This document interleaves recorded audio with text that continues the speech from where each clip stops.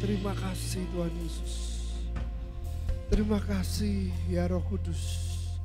Kami undang kehadiran-Mu untuk lebih lagi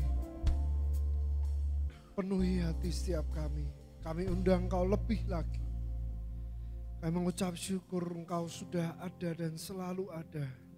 Dan selalu hadir di setiap hidup kami. Di setiap waktu, di setiap musim. Dan kami percaya Tuhan, bimbingan Roh Kudus yang akan membawa kami ke next level. Kami mengucap syukur, bimbing kami supaya kami dapat memahami dan mengerti apa yang menjadi pesan dan menjadi firman-Mu. Dan biarkan Tuhan, hati kami ini Tuhan menjadi tanah yang subur. Dan ketika firman itu ditabur, akan berbuah beratus-ratus kali lipat. Terima kasih Tuhan Yesus, terima kasih Allah Roh Kudus. Semua yang siap mendengarkan firman Tuhan dan percaya katakan amin. Grace Apparel ini punya adik tercinta, ini kaosnya yang sedang saya pakai. Jadi kalau saya hanya mempromosikan punya Shekinah, saya tidak mempromosikan punya adik tercinta, kayaknya gak adil ya, nanti saya diprotes ya, karena sering saya dikasih kaos, kok ini dipakai ya nanti di foto, ya dek, ya. Nanti supaya banyak yang lihat contohnya, ya Bapak Ibu Saudara, supaya kita ingat terus, kita semakin dalam hubungan dengan Tuhan, amin. Ayat tema untuk bulan November, jadi sekarang kami punya tema setiap bulannya untuk jemaat JKI Shekinah Glory.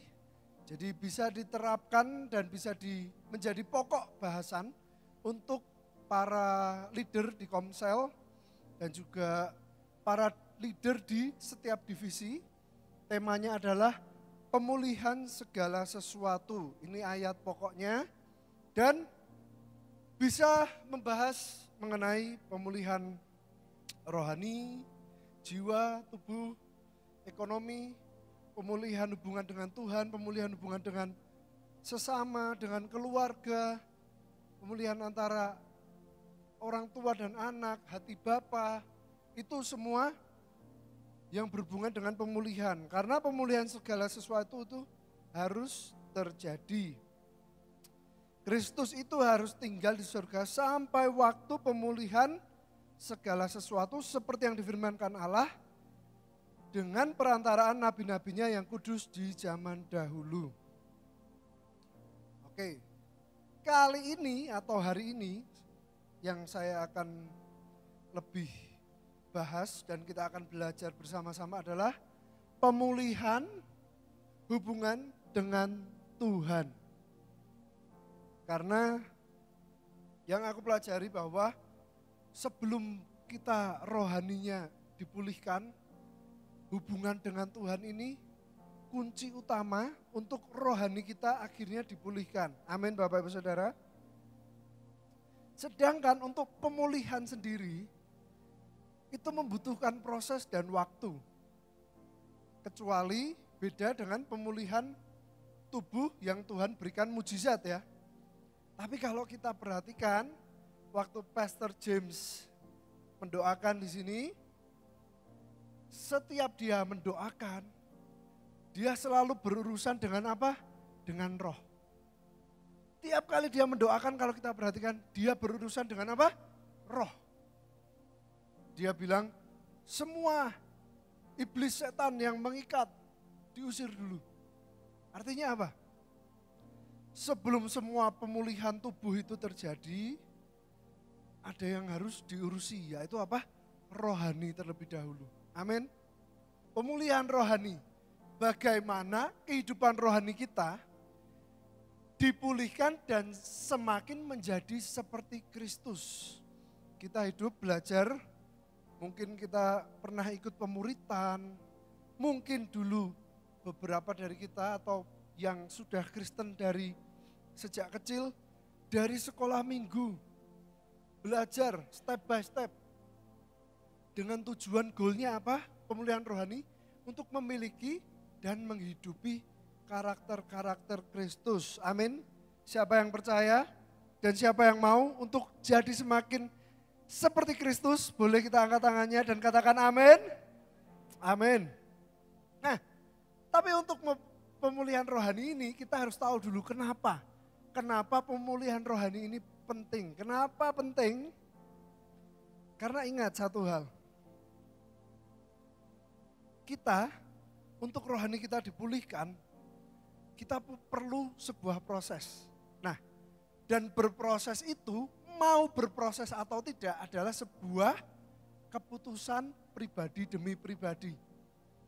Bisa kita kabur dari proses? Bisa.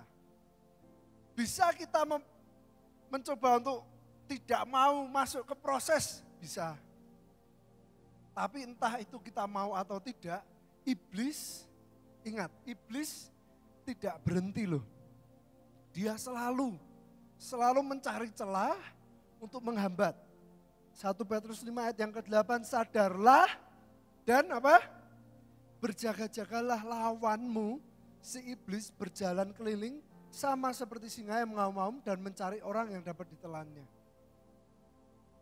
Jadi mau kita ready or not, si iblis ini pasti mencari celah. Sedangkan dia enggak akan berhenti, si jahat ini, menebarkan dusta, menebarkan kebohongan, apalagi ketakutan. Untuk apa? Untuk merusak hubungan manusia dengan Tuhan sehingga pemulihan tidak terjadi.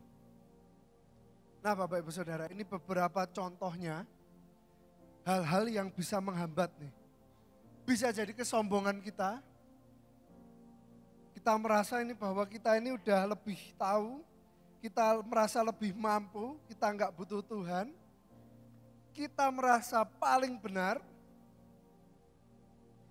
Lalu kepahitan ini sangat menghalangi Tuhan bisa berbicara. Yang berikutnya adalah pikiran kita. Seringkali pikiran kita membatasi cara Tuhan bekerja. Kita mikir bahwa kalau masalahnya A, solusinya harus B. Atau kalau masalahnya 2 tambah 2 sama dengan 4 itu harus seperti itu. Padahal untuk mencari solusi atau mendapat jawaban 4 ada cara-cara lain seperti yang Tuhan mau. Dan seringkali kita tidak mau bertobat. Kita bebal. Membiarkan dosa itu menghalangi. Nah, aku pengen cerita Bapak Ibu Saudara. Jadi satu kali kami memiliki kucing, aku punya kucing. Kucing ini kenapa aku kepengen karena bentuknya, coraknya itu seperti macan tutul. Tapi dia kecil, maksudnya seukuran kucing. Tapi bentuknya, coraknya itu seperti macan. Jadi makanya, wih ini kok keren banget. Dan kebetulan Papa punya cita-cita kepengen punya macan ya. Tapi itu sulit ya Bapak Ibu Saudara ya. Tapi karena cita-cita punya macan gak bisa, ya udah kita punya miniaturnya ya. Nah jadi kalau penasaran kucingnya seperti apa ada, aku sudah siapkan videonya. Kucingnya tuh kayak gini, loh, loreng-loreng, tapi dia sangat jinak ya. Jadi dia gak ganas, tuh. Bahkan dia ini manja banget ya, cukup. Nah, satu kali intinya saya memutuskan untuk melihara kucing ini beberapa ekor ya. Karena seneng kita pelihara beberapa. Dan kita selalu konsultasi dengan bakul kucing dan expert kucing. Mau pelihara kucing ini butuhnya apa aja. Lalu Pak Nugi itu bilang, wah Vin harus beli pasir, harus pakai pasir. Oh, buat apa? Ternyata pasirnya ini khusus untuk toiletnya si kucing. Mungkin kalau ada Bapak Ibu Saudara yang pelihara ya, kalau di dalam rumah dia itu butuh pasir untuk toilet. Belanjalah kita pasir. pasir kucing. Jadi setiap berapa lama sekali kita beli pasir kucing. Dan Bapak Ibu tahu, satu kali, setiap kali itu kucing itu selalu kita mandikan, selalu kita bersihkan. Jadi dia supaya bersih dari penyakit dari kutu. Anehnya, kita udah jaga baik-baik, tiba-tiba suatu hari di rumah itu kenapa banyak sekali serangan kutu kucing. Awalnya nggak sadar, wih ini kenapa kok gatel-gatel. Dan setelah itu orang-orang di rumah semua ini pada kena juga. Wih kok semua akhirnya gatel-gatel. Dicarilah, kita cari, kita bongkar-bongkar. Dan ketahuanlah ada ribuan kutu Bapak Ibu Saudara di salah satu karung pasirnya ini. Wah, langsung tanpa pikir panjang, kalau di baygon kan matinya lama. Wah ini baygon plus api Bapak Ibu Saudara. Itu dibakar dan ternyata gak selesai sampai di situ. Hari demi hari itu harus dibersihkan semuanya. Karena apa? Karena si kutu ini akan terus mencari tempat supaya dia bisa berkembang biak. Mencari tempat lagi untuk gigitin orang lagi supaya dapat darah, supaya dapat nutrisi. Ke kucing lagi, kemana, ke orang, ke anjing. Dia enggak berhenti. Sama seperti si jahat. Akhirnya apa? Akhirnya kita putuskan oke, setiap hari kita semprotin semuanya. Karena apa? Karena saya ini korban utama. Karena kebetulan tempat pasirnya itu di teras kamar saya. Ditaruh sana. Jadi sangat dekat ke kamar. Jadi tiap hari bentol-bentol, tiap hari gatel-gatel. Sudah ke dokter kulit, dikasih salep, tapi tidak selesai-selesai. Yang luka lama lagi pemulihan, kena gigit lagi. Kan sama, seperti si jahat. Dia enggak berhenti. Yang lama lagi pemulihan, gigit lagi. Diserang terus. Artinya apa? Artinya kita ini harus sadar. Tuhan Yesus sudah sangat ingin memulihkan, tapi ingat, pasti ada si jahat yang mau mengganggu, menghambat pemulihan. Betul? Itu yang perlu kita sadari. Amin. Yang berikutnya, terus gimana? Bagaimana caranya untuk pulih? Kita harus sadari bahwa Yesus sudah mati di kayu salib untuk menebus dosa manusia dan memulihkan hubungan manusia dengan Tuhan. Sedangkan hubungan kita dengan Tuhan bisa terjadi dengan adanya keterbukaan Bapak Ibu Saudara. Bagaimana kita di hadapan Tuhan ini terbuka. Dan bagaimana kita ini benar-benar sengaja untuk melakukan itu. Kalau bahasa Inggrisnya itu intentional. Karena ditulis di Ibrani 10 ayat 19. Nah saudara-saudara, oleh kematian Yesus itu kita sekarang berani memasuki apa? Ruang maha suci. Ini translation BIMK. Artinya apa? Artinya ketika Tuhan Yesus sudah mati, dia sudah mengalahkan maut, dia sudah mengalahkan si jahat yang tiap hari mencoba untuk mengganggu kita. Tuhan Yesus ingatkan, nak aku sudah mati. Dan apa? Dan kita punya kuasa untuk bisa mengalahkan si jahat. Karena Tuhan Yesus sudah terlebih dahulu menang. Amin. Karena Yesus sudah menang, dia sudah mati di kayu salib, kita sudah punya akses ke ruang maha suci. Kita punya kuasa yang sama untuk menaklukkan si jahat. yang mencoba untuk terus mengganggu. Amin. Nah, hal yang harus kita ketahui lagi bahwa keselamatan itu bukan sesuatu hal yang diusahakan. Tidak dengan perbuatan baik atau kesalehan kita, tapi itu adalah anugerah dan kasih karunia. Artinya apa? Tuhan kita ini bukan Tuhan Allah yang transaksional, tapi kita harus tahu bahwa kita diberikan keselamatan dan anugerah itu secara cuma-cuma.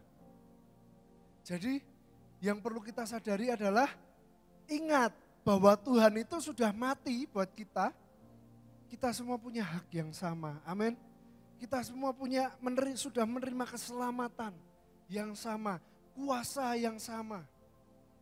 Tidak berbeda-beda antara satu antara yang lain. Yang kita perlukan hanya kita percaya kepada Tuhan Yesus Kristus. Percaya terhadap kuasanya. Amin. Di Yesaya 64 ayat yang ke-6. Demikianlah kami sekalian seperti seorang najis dan segala kesalehan kami seperti kain kotor. Kami sekalian menjadi layu seperti daun dan kami lenyap oleh kejahatan kami seperti daun dilenyapkan oleh angin. Nah, waktu saya diskusi ayat ini dengan Gaby, waktu itu kami diskusi ayat ini, dan dia ternyata habis baca buku rohani yang membahas salah satunya tentang ayat ini. Menariknya, di sini dikatakan adalah kata-kata seperti kain kotor. Ternyata di transkrip bahasa Ibraninya, terjemahannya itu artinya kain kotor ini diartikan seperti kain untuk pendarahan. Jadi maaf kata Bapak Ibu Saudara, kain kotor ini diartikan seperti apa? Pembalut. Jadi kalau tiap kali kita mengingat-ingat bahwa di hadapan Tuhan, kebaikan kita, kesalehan kita, itu seperti kain kotor. Karena apa? Karena kita harus tahu dan pahami. Anugerahnya itu jauh lebih besar. Perbuatan kita ini enggak menyelamatkan kita. Tapi hubungan kita yang dipulihkan dengan Tuhan, itu yang akan membuat kita dipulihkan secara rohani dan hubungan kita sama Tuhan ini jadi kita ini benar-benar paham dan kita ini benar-benar tahu, oh selama ini bukan karena apa? Kekuatan kebaikan kita. Karena kalau kekuatan kebaikan kita nanti jadinya adalah kesombongan. Nah, selain itu selain kita punya akses untuk bertemu Tuhan, kita ini punya juga hak istimewa karena kita adalah anaknya. Amin. Yohanes 1 ayat yang ke-12, tetapi semua orang yang menerimanya diberinya kuasa supaya menjadi anak-anak Allah, yaitu mereka yang percaya dalam namanya. Siapa di sini yang sudah menerima Tuhan Yesus Kristus? Angkat tangannya. Siapa di sini yang percaya dalam nama Tuhan Yesus ada kuasa? Berarti semua percaya bahwa kita adalah anaknya. Setuju dan sepakat semuanya? Kita adalah anak-anaknya. Amin. Nah, berarti sebagai seorang anak, aku tidak pernah berhenti untuk mengingatkan. Karena ini juga sama, aku mengingatkan diriku sendiri. Bahwa kita adalah anak-anaknya.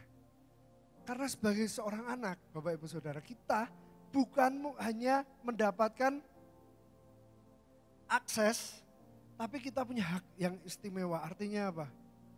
Kita bisa mewarisi apa yang menjadi karakter dari Yesus. Amin. Kita bisa mewarisi karakter-karakter Kristus. Jadi aku mau cerita satu hal. Jadi selama ini aku belajar tenis, Bapak Ibu Saudara. Saya mau cerita, saya belajar tenis ini sudah 4 bulan, masuk ke bulan yang kelima. Dan salah satu tujuannya, yang pertama itu aku diajak sama Kohadi, salah satu jemaat juga. Dia bilang, karena dia tahu saya paling suka olahraga dan biasanya paling suka basket. Tapi dia tahu bahwa aku pernah cedera lutut. Cedera lutut karena kecelakaan yang recovery-nya atau pemulihannya memang butuh prosesnya, butuh ngikutin saran-saran dari dokter, obat yang diminum apa, stretchingnya seperti apa, prosesnya itu lama. Dan setelah recovery aku basket lagi, tapi waktu itu dikasih tahu jangan basket terus, karena apa nanti di masa tua, masa depannya ibaratnya sayang dengan lututnya katanya. Kita cari olahraga yang lebih impact-nya itu lebih rendah. Jadi gak lompat-lompat gitu ya. Karena kalau badminton masih pakai lompat, masih pakai jangkah-jangkah yang panjang, jadi kita belajar tenis. Itu salah satu tujuan utama. Tujuan yang kedua adalah apa? Aku tahu papa suka tenis. Jadi aku pengen supaya bisa tenis bareng papa. Karena beda dengan mama, mama itu di rumah, dia hanya cukup taruh HP-nya, jalan di tempat, pakai treadmill, betah. Mama itu masih bisa betah, entah nonton YouTube, nonton khotbah atau nonton Netflix, ya kan? Yang penting apa? Betah. Setengah jam. Tapi kalau papa ini gak suka nonton film, nonton Netflix, kayak gitu tuh beliau gak suka. Sama sekali mau diajak nonton bioskop, gak mau. Katanya gak bisa. Waktu nonton tuh yang dibayangke apa? Wah itu pura-pura semua, ada yang direct, ada yang kamera, ada yang kamu harus salto, kamu harus ini gitu ya. Jadi udah kebayang kayak gitu, mau nonton males gitu. Nah jadi untuk supaya papa mau olahraga di rumah itu sangat susah. Pernah tak kasih tahu, Pak coba. Kan enak kalau di rumah jalan aja, pelan agak cepet nanti kayak mama, aku bilang gitu. Jalan aja supaya bisa olahraga di rumah. Itu untuk kesehatan gitu ya. Tapi hanya kejadian 30 menit dan hanya sekali. Habis itu enggak, karena papa juga bosen, enggak lagi-lagi. Akhirnya aku mikir, wah berarti aku harus mencari cara lain supaya bisa memancing jiwa mudanya, yaitu tenis. Karena kalau basket gak mungkin, karena kembali lagi tadi apa, impact-nya terlalu besar. Jadi aku mikir oke, pas cocok tak belajar tenis. Siapa tahu papa mau ikut lagi. Dulu pernah ikut sekali. Ayo bapak ibu tahu dulu, awal datang, nyoba tamblean sebentar, kan ada pelatihnya gitu ya. Sekali, 2 kali pulang, loh kok cepet banget. Habis itu lama, susah banget diajak lagi. Kemarin Bapak Ibu Saudara, kemarin mau lagi.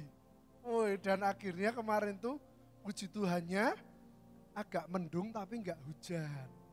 Jadi adem dan tenisnya di luar ya.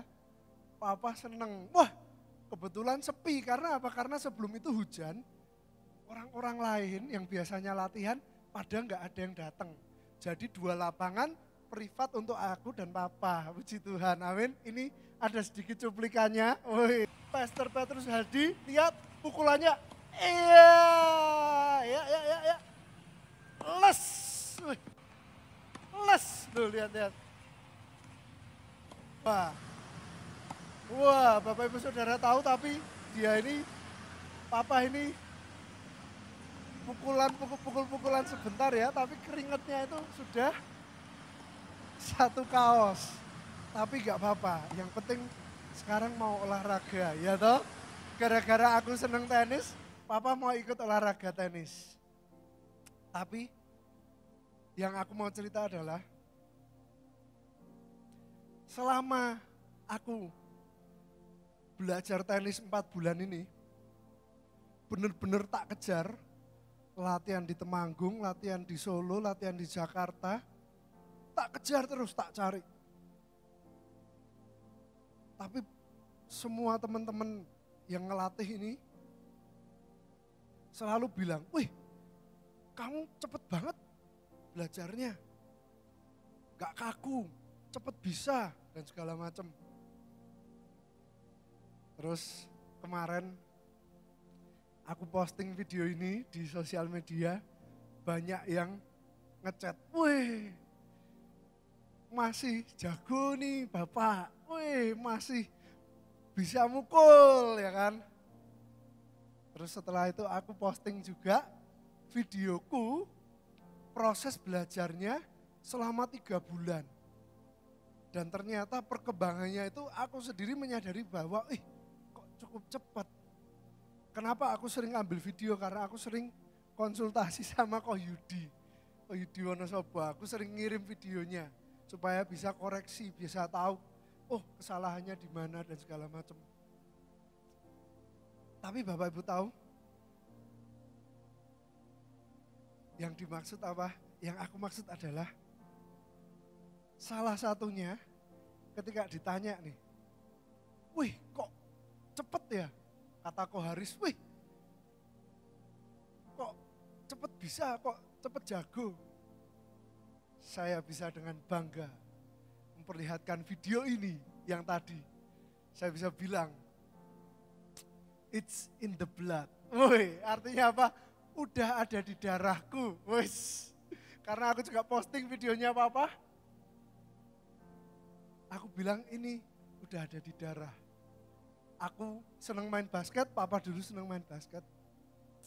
Papa dulu main tenis, aku main tenis. Dan ternyata benar Bapak Ibu Saudara.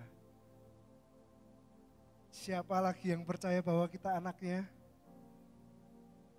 Berarti semua karakter Kristus, sifat Kristus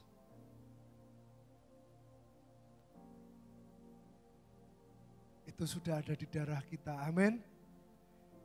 Jadi kalau iblis mencoba untuk menghambat, iblis mencoba untuk menyerang, dan iblis coba untuk menjatuhkan kita, kita bisa jawab, sorry. It's in the blood. Amin. Darah Yesus yang ada di dalam hidup kita. Amin. Kuasa darahnya, kuasa kematiannya yang sudah menebus. Itu sudah ada di dalam hidup setiap kita. Amin Bapak Ibu Saudara. Jadi kasih tahu kanan kirinya, it's in the blood. Sudah di dalam darah kita. Jadi darah Yesus sudah di dalam darah kita. Oleh karena itu kita bisa mewarisi. Kita punya hak untuk mewarisi. Itu sudah menjadi hak kita. Itu sudah menjadi bagian kita. Amin. Oke, yang berikutnya. Nah, untuk mengalami pemulihan, ada beberapa contoh hal-hal yang bisa kita praktekkan agar hubungan kita dengan Tuhan ini dipulihkan. Yang pertama pastinya kita berikan waktu buat Tuhan, kita saat teduh.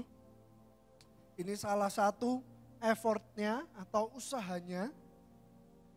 Karena hubungan ini selalu dua arah ya Bapak Ibu Saudara. Kalau Tuhan sudah mati, Tuhan sudah mau memulihkan, tapi kitanya pasif diem aja, gak bisa. Kita harus punya usaha. Sama kayak tadi, aku harus latihan, berusaha, sampai di mana-mana disempatkan untuk latihan. Lalu yang berikutnya adalah membaca Alkitab, supaya kita bisa mengenal Tuhan kita, Allah kita, Yesus kita lebih lagi.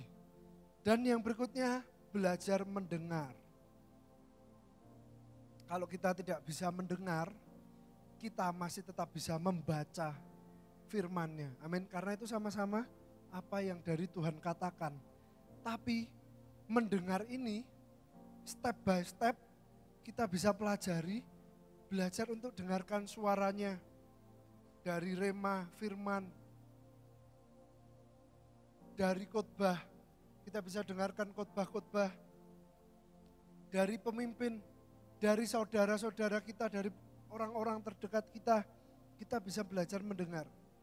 Amin. Karena pemulihan rohani itu dimulai ketika kita mau belajar untuk menghidupi firman Tuhan. Kong Yusak selalu bilang bahwa apa? Kita ini harus dengar apa kata Tuhan. Ikut apa kata Tuhan. Gelinding wae. Dia selalu bilang, ingat sikap hati kita di hadapan Tuhan seperti apa. Dari situ Bapak Ibu Saudara, kita belajar menghidupi firman Tuhan. Hidup bareng-bareng sama Tuhan, kita jalan sama Tuhan, amin. Dari situ kita juga bisa lihat contoh hubungan dengan Tuhan yang dipulihkan. Ini ada beberapa contoh.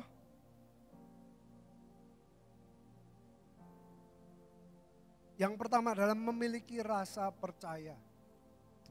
Karena untuk percaya ini dibutuhkan sebuah hubungan. Karena untuk percaya dibutuhkan sebuah hubungan kedekatan. Untuk kita punya iman, kita percaya sama Tuhan tanpa melihat. Dibutuhkan pengenalan, dibutuhkan kedekatan. Amin. Oh Tuhan kita itu seperti ini.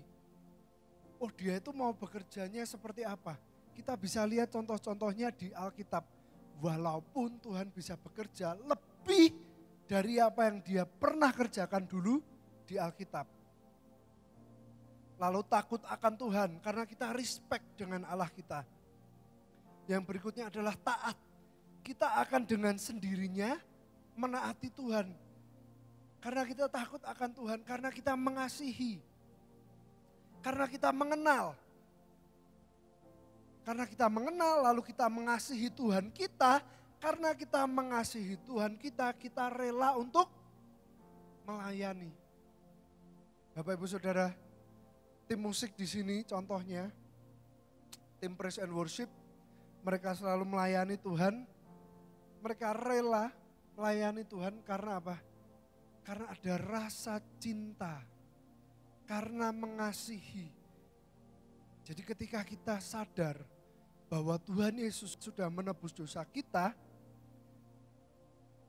dipulihkan, hubungan kita dengan Tuhan dipulihkan, otomatis kita punya rasa mengasihi, mencintai Tuhan kita, dari situ kita melayani. Amin. Dan pelayanan itu ada banyak. Tidak selalu semua yang terlihat di sini. Bisa pelayanan yang lain, bisa pelayanan untuk menginjil ke jiwa-jiwa. Banyak pelayanan. Karena rumah ini adalah rumah Tuhan, rumah Allah. Mereka mengasihi, mereka rela untuk melayani. Nah Bapak Ibu Saudara, saya mau cerita satu hal. Waktu kebetulan saya baru pulang dari Kalimantan. Di sana pelayanan dan juga sekalian untuk ambil ikan. Nah, waktu di Putu Sibau, hari Minggunya saya pelayanan, jadi saya datang hari Jumat. Tapi dari subuh jadi cukup lelah, jadi hari Jumat itu agak santai di sana. Hari Sabtunya saya itu diajak oleh Pak Agus untuk pergi dia katanya punya villa yang baru atau pokoknya ada tempat yang baru lah. Sekitar 40 menit dari rumahnya atau 45 menit. Akhirnya kami perjalanan ke sana waktu itu siang-siang. Karena dia bilang, Vin nanti kita ke sana. Nanti di sana kita masak ikan bakar. Wih. Bayanganku adalah Dia sudah punya vilanya, sudah punya rumahnya, sudah jadi. Bayanganku adalah, makan dengan pemandangan. Ya toh, makannya di villa yang baru, pemandangannya indah, semua aman dan enak. Itu bayanganku. Lalu dia bilang, ayo kita berangkat. Dan waktu berangkat Bapak Ibu Saudara, kita jalan belum sampai setengah perjalanan. Itu sinyalnya hilang. Maksudnya sama sekali gak ada sinyal karena kita mulai masuk ke hutan-hutan. Saya berangkat sendirian, masuk hutan, jalannya lika-liku, ada yang khawatir. Puji Tuhan ada yang khawatir ya. Ada yang perhatian. Jadi kalau sinyal saya hilang, artinya berarti ada yang kebingungan ya. Karena saya pun bingung. Kok tiba-tiba gak ada sinyal. Dan gak ada yang ngasih tahu bahwa sampai ke tempat itu, di sana itu dekat hutan, di luar kota, tengah-tengah hutan malah. Jadi di samping jalan raya tapi itu udah hutan. Jadi di hutan itu sama sekali gak ada sinyal.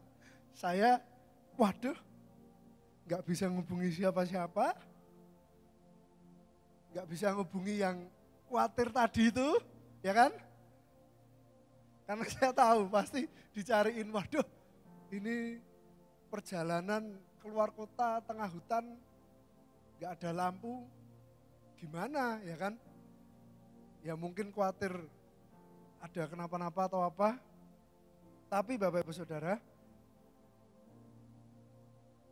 di situ ada satu hal, yaitu percaya. Di situ belajar yang namanya percaya. Aku percaya sama Tuhan, bahwa Tuhan yang menjagai dan melindungi perjalananku. Lika-liku di tengah hutan, gelap tidak ada lampu. Tapi aku juga percaya bahwa dia bisa mengerti dan dia juga percaya sama Tuhan. Bahwa Tuhan kirimkan malaikatnya untuk menjaga dan melindungi. Amin. Ini sedikit foto-foto. Boleh ditampilkan foto-fotonya. Jadi saya perjalanan. Nah ini tempatnya ini di hutan-hutan gini. Nah ini yang disebut vilanya ternyata. Yang tadinya saya bayangkan Bapak Ibu Saudara. Jadi bayanganku adalah, vilanya wis dadi gede, mangan ikan bakar, pemandangan hutan ya toh. Sampai sana Bapak Ibu Saudara makan ikan bakarnya masih tradisional seperti ini. Vilanya kayak gini. Ya. Artinya apa? Tidak ada internet juga sama sekali. Jadi sama sekali HP ini hanya berguna untuk foto dan baca Alkitab. Karena apa? Karena saya di sana nunggu bakar ikan ini, masaknya bisa sampai 2 jam. Makannya cuma 5 menit, 10 menit. Selesai karena kan ini tradisional semua. Ini ada masakan tradisional yang dibuatin. Akhirnya sampai sore dan ini perjalanan itu benar-benar kita hanya mengandalkan di sana lampu mobil. Karena benar-benar di jalan nasionalnya aja belum ada lampu. Kayak gitu. Jadi setelah kami ke sana, bahkan Om Agus sendiri bilang, Vin, aku itu Vin, kalau tiap ngecek proyek ini, dia bilang, tiap ngecek ke sana, aku pun sendirian berangkat, ya sudah. Kalau ada apa-apa aku juga gak bisa hubungi siapa-siapa. Jadi aku doa aja percaya sama Tuhan. Sedangkan aku itu pulangnya Vin, selalu malam. Karena aku lihat dulu nih, jangan sampai tukang-tukang ini pada pulang sebelum saya pulang katanya. Kalau pada pulang sebelum saya pulang, gak selesai-selesai kerjaannya.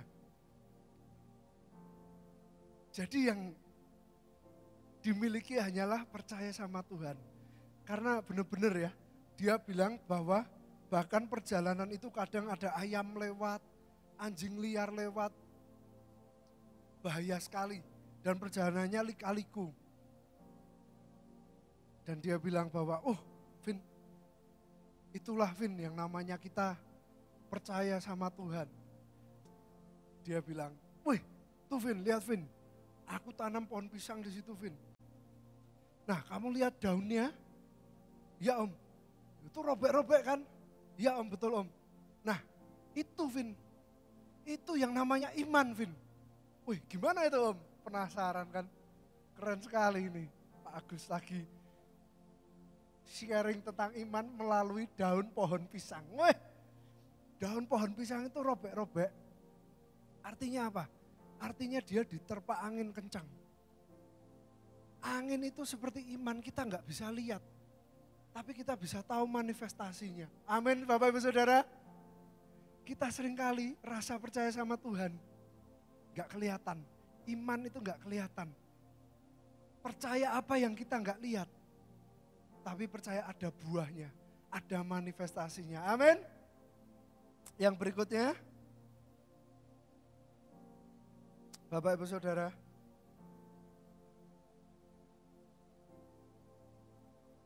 seringkali kita berdoa, minta Tuhan open doors, bukakan semua pintu pemulihan, pintu berkat dan segala macam. Tapi kita hanya gini-gini dan berharap semua itu terjadi. Tapi kita hanya lakukan hal profetik, berharap itu terjadi dengan sendirinya. Tapi Alkitab tidak katakan seperti itu.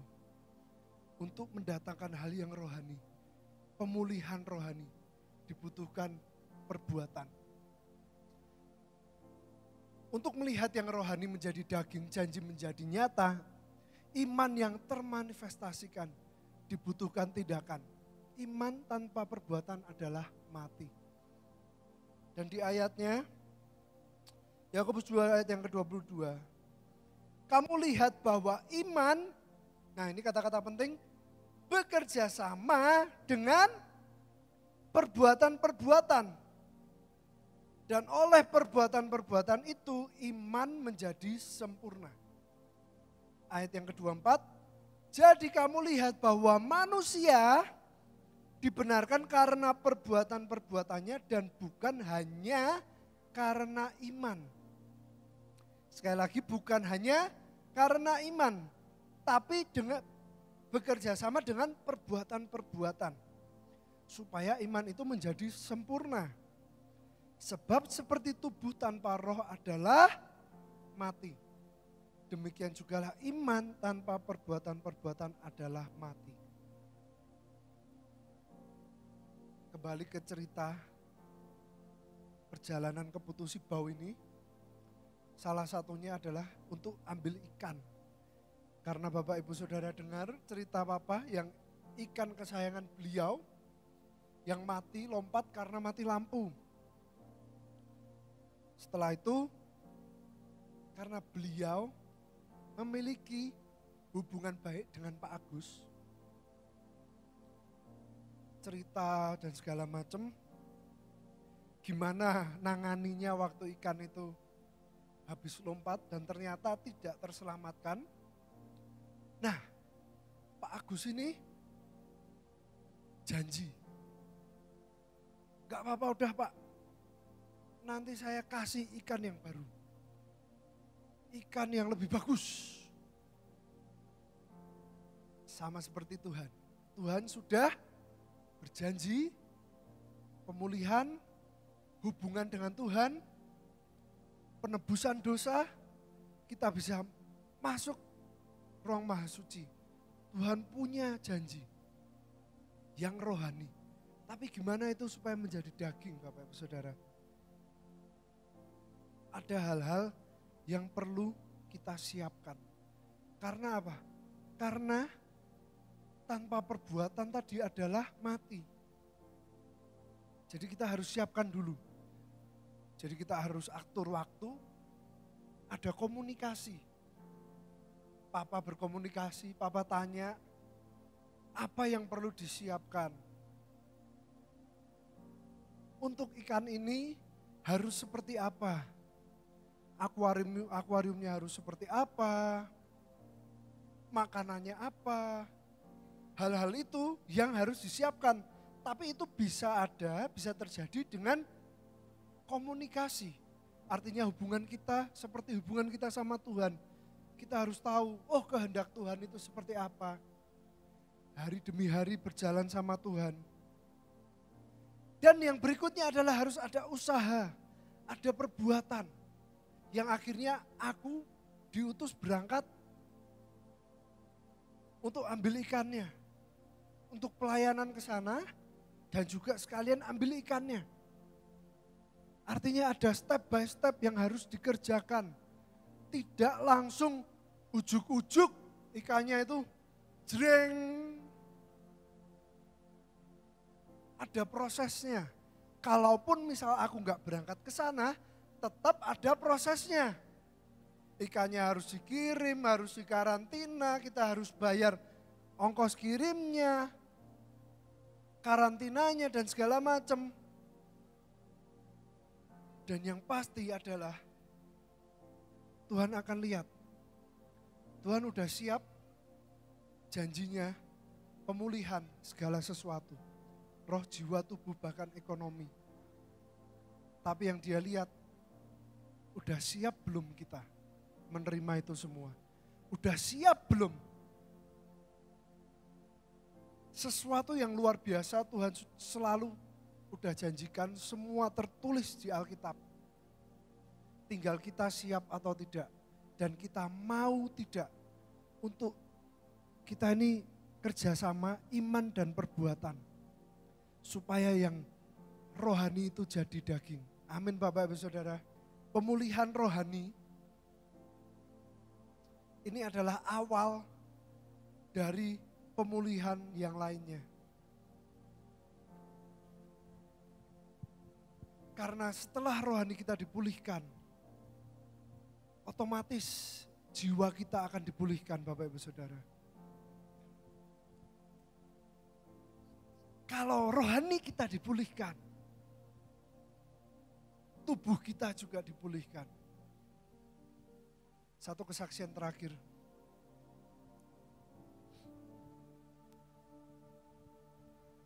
Dulu, waktu saya masih umur sekitar 17 tahun, saya ingat banget, dulu kebaktian youth masih di GSG. Waktu itu pemimpin youth-nya adalah Ko Yohanes. Mungkin kalau Ko Yohanes masih ingat, beliau dapat dari Tuhan, dia dapat dari Tuhan bahwa kita harus bereskan hidup kita sama Tuhan. Ada 3 hal, aku ingat banget. Bereskan sama Tuhan setiap kepahitan, setiap dosa perzinahan, dan cinta uang. Dan semua kita diajak untuk melakukan pemberesan itu. Dengan masing-masing pemimpin, minta didoakan, konseling. Waktu itu aku merasa bahwa malas. Waktu itu aku umur 17 ya jadi umur 17 masih agak nakal dan berontak. Jadi aku malas. Malas. Dan Bapak Ibu Saudara tahu apa? Waktu itu ada suatu kejadian yang aku alami. Aku mengalami sebuah penyakit. Penyakit itu adalah ada benjolan di ketiak. Pertamanya hanya 1, setelah itu ada 2. Dan lama-lama kadang dia hilang, kadang dia ada lagi. Lama-lama aku takut. Akhirnya aku memberanikan diri untuk cerita sama orang tua.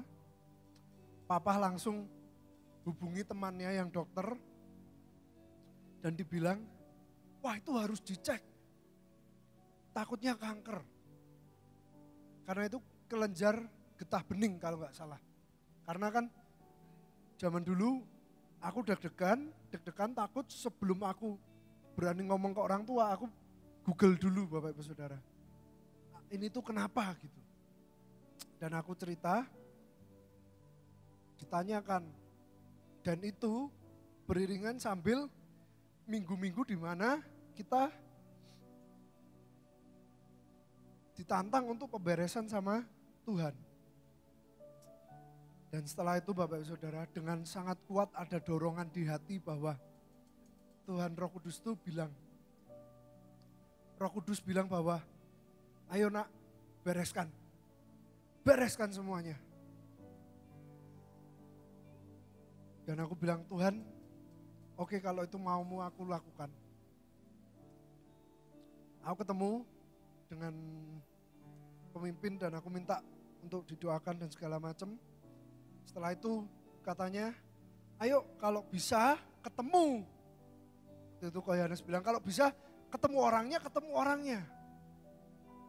Bilang kita harus declare bahwa aku mengampunimu dan pemberesan. Dan aku juga ketemu orang tuaku, mengaku dosa semuanya. Segala kepahitan sama saudara-saudara, sama orang tua. Aku ngomong semuanya, aku bilang aku mau bereskan semuanya. Bapak Ibu Saudara percaya atau tidak, setelah selesai pemberesan itu aku merasakan kelegaan yang sangat luar biasa. Dan aku merasakan kemenangan dari Tuhan. Ada pemulihan di rohani. Tuhan pulihkan. Dan percaya atau tidak, setelah itu penyakit itu hilang. Setelah ada pemulihan rohani di hati kita, di hidup kita, tubuh kita juga dipulihkan. Jiwa kita dipulihkan, hubungan dengan orang tua, dengan saudara yang tadinya kita pahit, itu dipulihkan. Amin. Dari pemulihan rohani, buahnya adalah pemulihan yang lain. Kita minta Roh Kudus.